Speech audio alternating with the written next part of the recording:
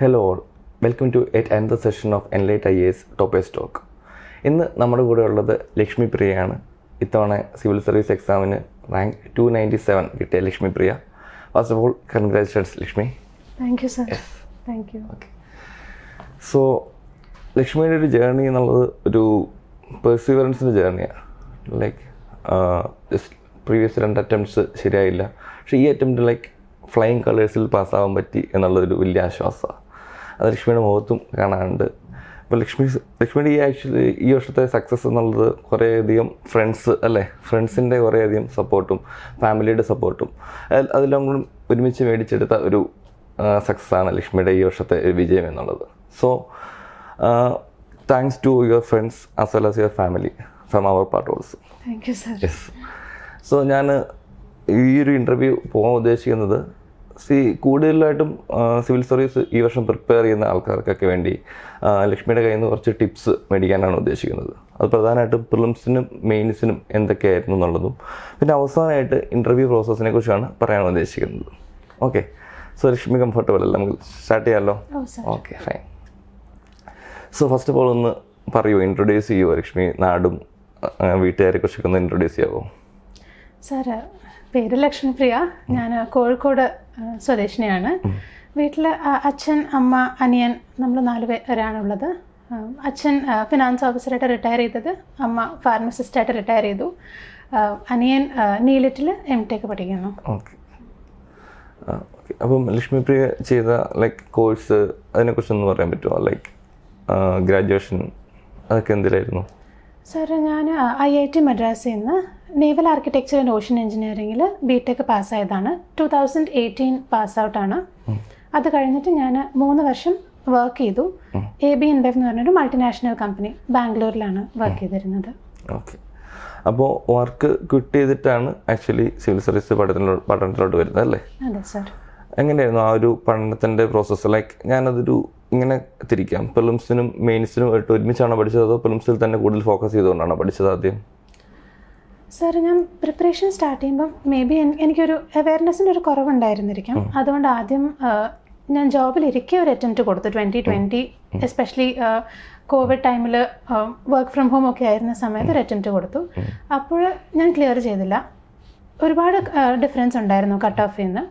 Next attempt 2021 ഞാൻ job quit ചെയ്തു. 2021 മെയ്യിൽ, ഒക്ടോബറിലായിരുന്നു 2021 അറ്റംപ്റ്റ്. അപ്പോൾ ഓൾമോസ്റ്റ് ഒരു 5 months ഞാൻ ഡെഡിക്കേറ്റഡ്ലി പ്രിലിംസിന് പ്രിപ്പയർ ചെയ്തിട്ടാണ് ആ അറ്റംപ്റ്റ് കൊടുക്കുന്നത്. അത് ക്ലിയർ ചെയ്തു. പക്ഷേ മെയിൻസിനൊട്ടും പ്രിപ്പയർ ആവാതിരുന്നത് കൊണ്ട് തന്നെ ആ മെയിൻസ് ക്ലിയർ ചെയ്തില്ല. ഓക്കെ, അപ്പോൾ ഈ പ്രിലിംസിന് ഫസ്റ്റ് കട്ട് ഓഫ് ഭയങ്കര കുറവായിരുന്നു എന്ന് പറഞ്ഞില്ലേ? അപ്പോൾ പ്രിലിംസിന് വേണ്ടി അപ്പോൾ അടുത്ത വർഷം ചെയ്തപ്പം പ്രിലിംസിൽ കാര്യമായിട്ട് എന്ത് രീതിയിലാണ് ഫോക്കസ് ചെയ്തുകൊണ്ടിരുന്നത്? ക്ലിയർ ചെയ്തതും ക്ലിയർ ചെയ്യാത്തതുമായിട്ടുള്ള അറ്റംപ്റ്റ് ആയിട്ട്?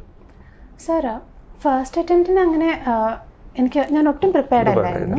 പക്ഷേ സെക്കൻഡ് അറ്റംപ്റ്റ് ആയപ്പോഴേക്ക് ഞാൻ സ്റ്റാൻഡേർഡ് ബുക്സ് വളരെ ഡീറ്റെയിൽ ആയിട്ട് പ്രിപ്പയർ ചെയ്ത് അതിൽ നോട്ട്സ് ഒക്കെ ഉണ്ടാക്കിയിട്ടുണ്ടായിരുന്നു. In fact even for spectrum, Laxmikanth, ആളുകൾ പറയും അതിൻ്റെ ഒന്നും നോട്ട്സ് വേണ്ടാന്ന്. പക്ഷെ ഞാൻ അതിനൊക്കെ ഫസ്റ്റ് ടൈം വായിച്ചപ്പോൾ തന്നെ നോട്ട്സ് ഉണ്ടാക്കിയതുകൊണ്ട് പിന്നെ അത് മാത്രമേ റിവിഷൻ ചെയ്തിട്ടുള്ളൂ.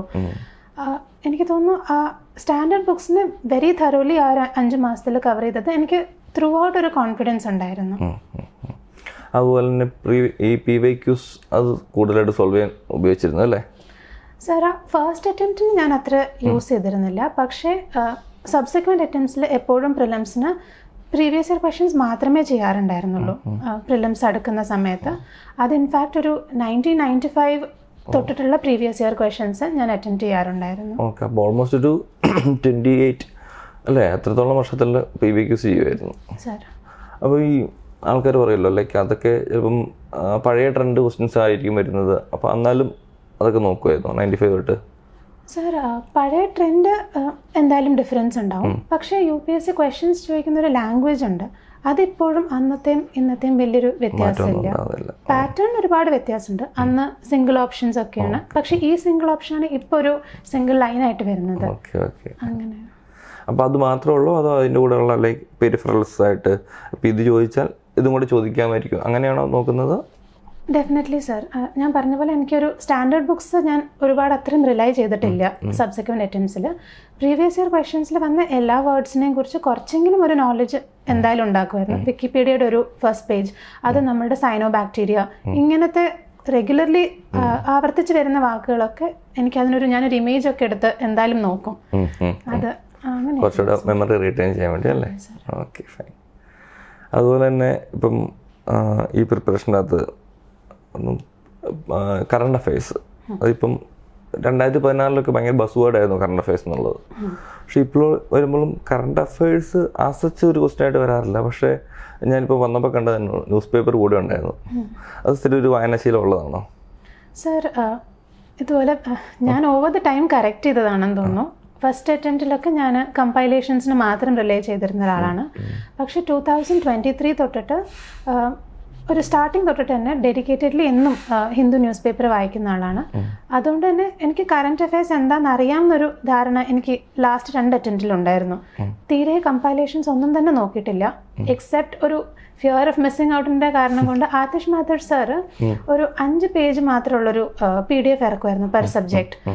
അതൊന്നും ഇത്തവണ നോക്കിയിട്ടുണ്ടെന്ന് മാത്രം. പക്ഷെ അതും എന്താ ഉള്ളതെന്ന് അറിയാൻ മാത്രം. ഓക്കെ, ഇനി coming to the mains. Okay, അപ്പോൾ നമ്മൾ പരിചയപ്പെടുന്നത് തന്നെ എൻലൈറ്റിലെ മെയിൻസ് സീരീസിലാണല്ലോ. How was it like mains series? ആ ഒരു സീരീസ് എങ്ങനെയായിരുന്നു ഫീൽ ചെയ്തത്? സർ, അൾട്ടിമേറ്റ്ലി നമ്മുടെ റാങ്ക് ഡിസൈഡ് ചെയ്യുന്നത് നമ്മുടെ മെയിൻസിലെ പെർഫോമൻസും ഇൻ്റർവ്യൂവിനും ഒബ്വിയസ്ലി ഒരു റോളുണ്ട്. മെയിൻസിന് ടെസ്റ്റ് സീരീസ് വഴി തന്നെയാണ് ഞാൻ തറോലി പ്രിപ്പയർ എല്ലാ വർഷം ചെയ്തിട്ടുള്ളത്. എൻലൈറ്റിലെ പ്രോഗ്രാമിൽ ഡെയിലി ആൻസർ റൈറ്റിംഗ് ഉള്ള ലാസ്റ്റ് ലാബ് സെഷൻസ്, അതിന് ഡെയിലി എല്ലാ ദിവസവും വന്നിട്ട് റെഗുലർലി അറ്റൻഡ് ചെയ്യായിരുന്നു. മൺഡേ ടു ഫ്രൈഡേ, ആ സൺഡേ എന്താണോ എക്സാം ഉള്ളത് അതിൻ്റെ ഒരു ഫുൾ കവറേജ് ആ വീക്കിൽ ചെയ്തിട്ട് അത് വളരെ യൂസ്ഫുൾ ആയിരുന്നു സർ. അത് കീവടിക്കും അതുപോലെ തന്നെ സെഷൻ കേൾക്കും അങ്ങനെയായിരുന്നു പോയിക്കൊണ്ടിരുന്നത്. നമ്മുടെ സിലബസിനെ സ്പ്ലിറ്റ് ചെയ്ത് തരുമല്ലോ ഓരോ ദിവസത്തേക്കും. അതാത് ദിവസത്തേക്കുള്ളത് അന്ന് പഠിച്ച് അന്ന് തന്നെ വന്ന് എക്സാം എഴുതുമ്പോൾ നമുക്കൊരു ഫീഡ്ബാക്കും കിട്ടും, എന്തുമാത്രം നമുക്ക് പഠിച്ചിട്ടുണ്ടെന്നുള്ളത്. പിന്നെ അതിനൊരു ഇവാലുവേറ്റ് ചെയ്തൊരു 5 ദിവസത്തെ സെഷൻ കഴിഞ്ഞ് സൺഡേ എക്സാം എഴുതുമ്പോൾ നമുക്കൊരു ഫുൾ പിക്ചർ കിട്ടും. ആ ഒരു അപ്രോച്ച്. പിന്നെ ഇവിടുത്തെ മെൻറ്റേഴ്സിനോടൊക്കെ റെഗുലർലി ഫീഡ്ബാക്ക് എടുക്കുമായിരുന്നു സർ. മഹേഷ് സാറിനോടും അബു സാറിൻ്റെ അടുത്ത് തന്നെ. ഓക്കെ, അപ്പം ഈ എത്തിക്സ് ഒരു എസ്സേക്ക് അന്ന് 126 അല്ലേ, 120 മാർക്ക് അല്ലേ ഉണ്ടായിരുന്നു. അപ്പോൾ എസ്സേക്ക് ഇപ്പം കാണുന്നൊരു ട്രെൻഡ് വെച്ചാൽ പരീക്ഷ പാടായി അല്ലെങ്കിൽ എസ്സേക്ക് മാർക്ക് കുറച്ച് കുറേയുള്ള സാധനം ഫീൽ ചെയ്യാറുണ്ട്. അപ്പോൾ എസ്സേയിൽ എന്തായിരുന്നു സ്പെഷ്യാലിറ്റി? കാരണം നല്ല മാർക്ക് ഉണ്ടായിരുന്നല്ലോ ലക്ഷ്മിക്ക്. സർ, എസ്സേ എനിക്ക് പൊതുവെ വളരെ ഇൻട്രസ്റ്റോടെ ഞാൻ എഴുതുന്ന ഒരു കാര്യമാണ്. അത് എനിക്ക് തോന്നിയിട്ടുണ്ട് എക്സാം എഴുതുന്ന ദിവസം വളരെ ഹാപ്പി ആയി പോയാൽ ചിലപ്പോൾ നമുക്ക് നല്ലോണം എഴുതാൻ പറ്റും എന്നുള്ള രീതിയിൽ. അതിനുവേണ്ടി പ്രിപ്പയർ ഡെഫിനറ്റ്ലി ചെയ്തിരുന്നു സർ. അത് നമുക്ക് അറിയാവുന്ന എക്സാമ്പിൾസ് തന്നെ വളരെ നല്ല സെൻറ്റൻസസിൽ ഞാൻ മാറ്റി എപ്പോഴും എഴുതി വെക്കാറുണ്ടായിരുന്നു. ഈവൻ നമ്മളുടെ ഒരു സ്മോൾ എക്സാമ്പിൾസ് ലൈക്ക് ഒരു പെയിൻറ്റിങ്ങിന് തന്നെ ഒരു വിൻസെൻ്റ് വാൻ ഗോഗിൻ്റെ ഒരു സ്റ്റാറി നൈറ്റ് പെയിൻറ്റിങ്, അത് ചുമ്മാ ഒരു എക്സാമ്പിളായിട്ട് കോട്ട് ചെയ്യാതെ looking through the window how എങ്ങനെ കണ്ടു എന്നുള്ളതിന് അതൊരു അതായത് പെയിൻറ്ററിൻ്റെ ഒരു തോട്ട് പ്രോസസ്, അങ്ങനത്തെ കാര്യങ്ങൾ കുറേ അധികം യൂസ് ചെയ്യാറുണ്ടായിരുന്നു. ഓക്കെ, അങ്ങനെ ഫ്രേസസും അല്ലെങ്കിൽ ഈ പറഞ്ഞ പോലെ ലൈക്ക് കുറച്ചുകൂടെ ക്യാച്ച് ആക്കുന്ന രീതിയിലല്ലേ?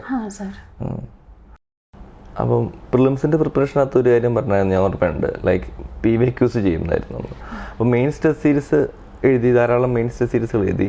അപ്പോൾ അതിനോടുകൂടി തന്നെ ടോപ്പേഴ്സ് കോപ്പി അത് നല്ലോണം യൂസ് ചെയ്ത ഒരാളല്ലേ, എന്തായിരുന്നു അതിൻ്റെ ആക്ച്വലി യൂസ്, എങ്ങനെയാണ് അത് ചെയ്തതെന്ന് പറയാമോ? സാർ, മെയിൻസിന് എത്തവണ ഞാൻ വളരെ സിമ്പിളായിട്ടാണ് വെച്ചത്. പ്രീവിയസ് ഇയർ ക്വസ്റ്റ്യൻസിൻ്റെ തന്നെ ആൻസേഴ്സ് എഴുതുമായിരുന്നു. അതിൻ്റെ വാല്യൂ അഡീഷൻ അടക്കം ഞാൻ ഫുള്ള് ചെയ്തിട്ടുള്ളത് ടോപ്പേഴ്സ് കോപ്പി വായിച്ചിട്ടാണ്. അതിൽ എൻലൈറ്റിൻ്റെ തന്നെ വെബ്സൈറ്റിൽ ഉണ്ടായിരുന്ന സിദ്ധാർത്ഥ് സാറിൻ്റെ, അർച്ചന മാമിൻ്റെ, ഇവരുടെയൊക്കെ കോപ്പി വളരെ ഡീറ്റെയിൽ ആയിട്ട് ഞാൻ പോയിട്ടുണ്ടായിരുന്നു. അതിൽ ഏത് രീതിയിലാണ് അവർ ആൻസേഴ്സ് ഫ്രെയിം ചെയ്യുന്നത്, ഈവൻ ഇൻട്രൊഡക്ഷൻസ് കൺക്ലൂഷൻസ് ചിലതെല്ലാം നേരിട്ട് അഡോപ്റ്റും ചെയ്തിട്ടുണ്ട്. കുറച്ചും കൂടെ വളരെ എഫക്റ്റീവായിട്ട് എന്തിനാണ് മാർക്സ് കിട്ടുന്നത് നമുക്ക് മനസ്സിലാക്കാൻ ടോപ്പേഴ്സ് കോപ്പി മാത്രമേ നമ്മളുടെ കയ്യിലുള്ളൂ. അത് വളരെ യൂസ്ഫുൾ ആയിരുന്നു സാർ. ഓക്കെ, ഇനി ഇപ്പം ലാസ്റ്റ് വന്നത് ഇൻ്റർവ്യൂവിലോട്ട്. ഓക്കെ, ഇൻ്റർവ്യൂവിൻ്റെ പ്രിപ്പറേഷനെ കുറിച്ച് ഞാൻ ചോദിക്കുന്നില്ല. സോറി, ബിറ്റ്വീൻ ദാറ്റ് എനിക്ക് ചോദിക്കുക ഒരു കാര്യം കൊണ്ടുണ്ടായിരുന്നു. ലൈക്ക് ഞാൻ ആദ്യം തുടക്കത്തിൽ പറഞ്ഞൊരു കാര്യം, like role of her friends. Okay, emotional support മാത്രമല്ല, അതുപോലെ തന്നെ friends actually she helped a lot for your preparation, right? അതായത് എസ്പെഷ്യലി ദാറ്റ് പ്രിലിംസ് അല്ലേ. അപ്പോൾ ആ ഗ്രൂപ്പ് സ്റ്റഡിയുടെ ഒരു പ്രാധാന്യം സ്റ്റുഡൻസിനോടൊന്ന് ഷെയർ ചെയ്യാമോ? സർ ഞാൻ ട്രിവാൻഡ്രത്തോട്ട് 2021 മെയ് ഓൾമോസ്റ്റ് അറൗണ്ട് വന്നപ്പോൾ എനിക്കൊരു 5 മന്ത്സിൽ പ്രിലിംസ് ഉണ്ടെന്നുള്ളൊരു ഐഡിയ ഉണ്ടായിരുന്നുള്ളൂ. അപ്പോൾ എൻ്റെ ഒരു ഫ്രണ്ട് മനീഷ, അവളുടെ കൂടെ ചുമ്മാ പ്രിപ്പറേഷൻ സ്റ്റാർട്ട് ചെയ്തതാണ്. പക്ഷെ അത് വളരെ എഫക്റ്റീവ് ആയിരുന്നു. എനിക്കൊരു 5 മന്ത്സിൽ എനിക്ക് തോന്നുന്നില്ല എനിക്കൊരു ഫുൾ ക്ലാരിറ്റിയോടെ മറ്റെനിക്ക് പഠിക്കാൻ പറ്റുമായിരുന്നു. ഡിസ്കഷൻസ് ചെയ്ത് അതുപോലെ തന്നെ ടെസ്റ്റ്സ് സോൾവ് ചെയ്ത് അങ്ങോട്ടും ഇങ്ങോട്ടും എന്താ തോട്ട് പ്രോസസ്സ് എന്ന് ഷെയർ ചെയ്ത് അതെനിക്ക് വളരെ ഇമ്പോർട്ടൻ്റ് ആയിരുന്നു സർ. അതുപോലെ തന്നെ മെയിൻസ് സ്റ്റേജിലും എൻ്റെ ഒരു ഫ്രണ്ട് സുമിത് എന്ന് പറഞ്ഞിട്ട് അവർക്ക് IPS ക്ലിയർ ചെയ്തിട്ടുണ്ടായിരുന്നു. അപ്പോൾ അവരുടെ ഒരു ഗൈഡൻസ് എനിക്ക് കോൺസ്റ്റൻ്റ്ലി ഞാൻ എടുത്തിട്ടുണ്ട്. അതിനും എല്ലായ്പ്പോഴും മെയിൻസിന് ഒരുപാട് ഇരുന്ന് ഡിസ്കസ് ചെയ്യുക, പോയിന്റേഴ്സൊക്കെ ഷെയർ ചെയ്യുക, ഫ്രെയിം വർക്ക്സ് ഡിസ്കസ് ചെയ്യുക, ഒരുപാട് റോളുണ്ടായിരുന്നു സാർ. അപ്പോൾ അതൊരു നല്ലൊരു പ്ലാൻ ഓഫ് ടൈം അല്ലേ ആക്ച്വലി? അതെ sir. Okay. So now coming back to the interview process. ഇപ്പം ഇവിടെ നല്ലൊരു മോക്ക് ടെസ്റ്റും ഗ്രൂപ്പ് ഡിസ്കഷൻസിലും അതൊക്കെ വരുമായിരുന്നു. അപ്പാർട്ട് ഫ്രം ദാറ്റ് കുറേ അധികം മോക്ക് ടെസ്റ്റുകൾ എടുക്കുമായിരുന്നു അല്ലേ? അതെ സർ. ഓക്കെ. സോ കൂടുതൽ മോക്ക് ടെസ്റ്റുകൾ എടുക്കുന്നതാണോ കംഫർട്ടബിൾ ആയിട്ട് ഫീൽ ചെയ്തത്? സർ എനിക്ക് മോക്ക് ടെസ്റ്റിൻ്റെ റൂട്ട് തന്നെയാണ്, മോക്ക് ഇൻ്റർവ്യൂയുടെ റൂട്ട് തന്നെയാണ് മോക്ക് ടെസ്റ്റ് എനിക്ക് യൂസ്ഫുൾ ആയി തോന്നിയിട്ടുള്ളത് സർ. ഡാഫ് തറോലി ഞാൻ പ്രിപ്പയർ ചെയ്ത് വെച്ചിരുന്നു. എൻ്റെ പ്രിപ്പറേഷൻ ബേസിക്കലി അതായിരുന്നു. പിന്നെ ന്യൂസ് പേപ്പർ ലൈക്ക് റെഗുലർലി ഞാൻ ഒരുപാട് രണ്ടൊന്നും വായിച്ചിട്ടില്ല, ഒരേ ന്യൂസ് പേപ്പർ തന്നെയാണ് തറോലി ഫോളോ ചെയ്തിരുന്നത്. പിന്നെ ഒരുപാട് 18+ പാനൽ മോക്സ് തന്നെ എടുത്തിട്ടുണ്ട്. പിന്നെ ഒരു 10 to 12 1-on-1s ഒക്കെ എടുത്തിട്ടുണ്ടായിരുന്നു. എനിക്ക് ഒരുപാട് അത് കോൺഫിഡൻസ് ബൂസ്റ്റ് ചെയ്തിട്ടുണ്ട്. എനിക്ക് 198 സ്കോറും ഉണ്ടായിരുന്നു സാർ. അപ്പം 1-on-1 സെഷൻസ് മഹേഷ് കൂടെ എടുക്കുന്നത് ഞാൻ കണ്ടിട്ടുണ്ട്. ശരി. ഓക്കെ. ഇനി coming to the original interview part, I mean personality test area. അന്ന് എന്താ ഒരു റിമാർക്കബിൾ ആയിട്ട് എന്താ ഒരു ഓർത്തിരിക്കാൻ ഒരു സംതിങ് അവിടെ ഉണ്ടായിരുന്നോ? എൻ്റെ ഇൻ്റർവ്യൂസ് അധികം എൻ്റെ ഡാഫ് ബേസ്ഡ് തന്നെയായിരുന്നു പോയത്. എൻ്റെ ബാക്ക്ഗ്രൗണ്ട് ഓഷൻ എഞ്ചിനീയറിങ്, പിന്നെ അതുപോലെ ഞാൻ ജപ്പാനിൽ വിസിറ്റ് ചെയ്തിട്ടുണ്ട്. അപ്പോൾ അതിനെക്കുറിച്ച് അങ്ങനെ മലയാളം ലിറ്ററേച്ചർ എൻ്റെ ഓപ്ഷണൽ അതിനെയൊക്കെ കുറിച്ച് ക്വസ്റ്റ്യൻസ് വന്നിട്ടുണ്ടായിരുന്നു. സുമൻ ശർമ്മ മാം ആയിരുന്നു എൻ്റെ ചെയർമാൻ. അപ്പം മാഡം ഒരു ക്വസ്റ്റ്യൻ ചോദിച്ചിരുന്നു, എന്തുകൊണ്ടാണ് ലാർജ് ഹൈഡ്രോ ഇലക്ട്രിക് പ്രോജക്ട്സ് കൂടുതലായിട്ട് വരുന്നതെന്ന്. അപ്പോൾ ഞാൻ റിപ്ലൈ പറഞ്ഞു, എൻ്റെ ഒരു ലിമിറ്റഡ് അണ്ടർസ്റ്റാൻഡിങ്ങിൽ അതിന് per unit water energy production capacity കൂടുതലായിരിക്കും എന്നിട്ട് പറഞ്ഞിട്ട് ക്വസ്റ്റ്യനൊക്കെ കടന്നുപോയി. ലാസ്റ്റ് മെമ്പറിലോട്ട് വന്ന സമയത്ത് അവർ ഒരു വളരെ സസ്പിഷ്യസ് ആയിട്ട് എന്നോട് ചോദിച്ചു, എന്ത് കണ്ടിട്ടാണ് ഇയാൾ ഇങ്ങനൊരു ആൻസർ പറഞ്ഞത്, അത് അറിഞ്ഞിട്ടാണോ അല്ലെങ്കിൽ വെറുതെ എന്തെങ്കിലും പറഞ്ഞതാണോ, ലിമിറ്റഡ് നോളജ് നേരത്തെ പറഞ്ഞിരുന്നല്ലോ എന്ന്. അപ്പം ഞാൻ പറഞ്ഞു, സാർ അത് അന്നേരം ഒരു സെക്കൻഡ് ഞാനൊന്ന് പാനിക് ആയായിരുന്നു, കാരണം മുന്നേ പറഞ്ഞത് എനിക്ക് ഓർമ്മയില്ലായിരുന്നു. അതുകൊണ്ട് എന്നിട്ട് ആ ക്വസ്റ്റ്യൻ ഞാൻ പറഞ്ഞത് ഇതിന് ഹൈറ്റ് കൂടുതലായിരിക്കും, പൊട്ടൻഷ്യൽ എനർജി കൂടുതലായിരിക്കും, കൈനറ്റിക് എനർജി ആയിട്ട് കൺവേർട്ട് ചെയ്യും. അപ്പോൾ അവർ ചിരിച്ചിട്ട് പറഞ്ഞു, okay you are an engineer എന്ന് പറഞ്ഞു. അതെനിക്കൊരു പ്ലസൻ്റ് ആയിരുന്നു. സോ അങ്ങനെ ഒരു ഫൈനലി ഒരു ഗുഡ് റിസൾട്ടോടെ എത്തി. So it's like you have achieved it. ഇനി എന്താ next plans? Sir next plan ട്രെയിനിങ്ങിന് എന്തായാലും ജോയിൻ ചെയ്യണം എന്ന് വിചാരിക്കുന്നുണ്ട് സർ. അത് എൻ്റെ 5th അറ്റംപ്റ്റ് ആയിരുന്നു എന്തായാലും. പിന്നെ ഇനി ഒരു അറ്റംപ്റ്റും കൂടി ഉണ്ട്, അതിനെക്കുറിച്ചും ആലോചിക്കുന്നുണ്ട്. So best wishes Rashmi. So good luck. Thank you sir.